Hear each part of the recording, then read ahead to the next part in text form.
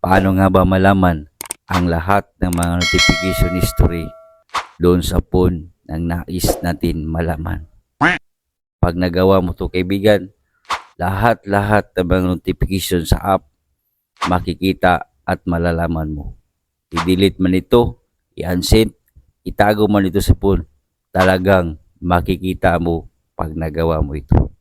Kung interesado ka sa ating video at kung may nais kang malaman, i-comment sa comment section kaibigan.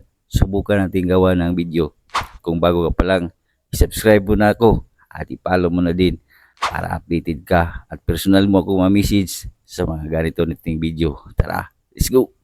Ito nga palang sinasabi ko kaibigan na kung nilagay mo to sa iyong phone, makikita mo lahat ang mga notification kaya ng Facebook, Vital Maps, o messaging, then messenger, lahat ng mga notification sa kanyang phone, makikita mo lahat ito kahit nakatago, naka-delete, naka-unsend kasi nga notification history ito.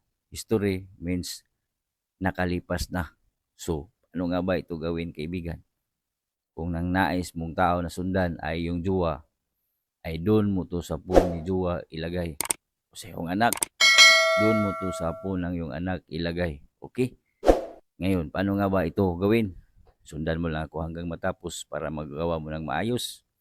At i-comment mo na lang sa baba kung may hindi ka naintindihan. Tara, turuan kita. I-open mo lang ang Play Store ng iyong phone. Okay?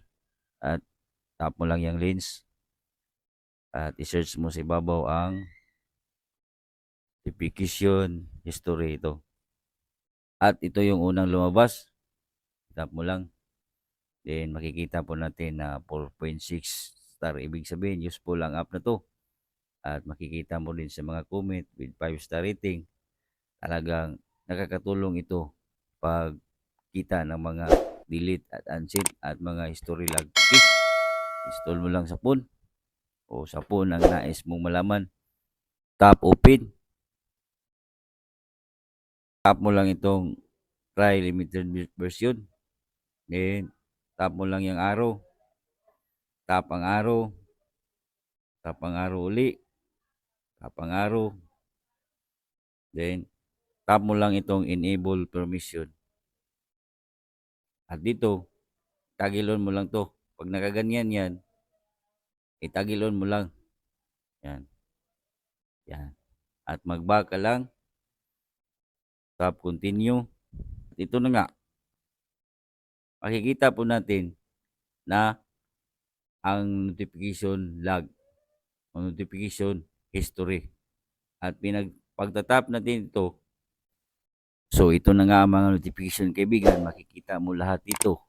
Ma-delete man yan, mapalumang history, ay makikita mo kagaya ng Facebook, messaging, messenger, o iba pang mga apps kagaya ng mga Viber, WhatsApp, Instagram.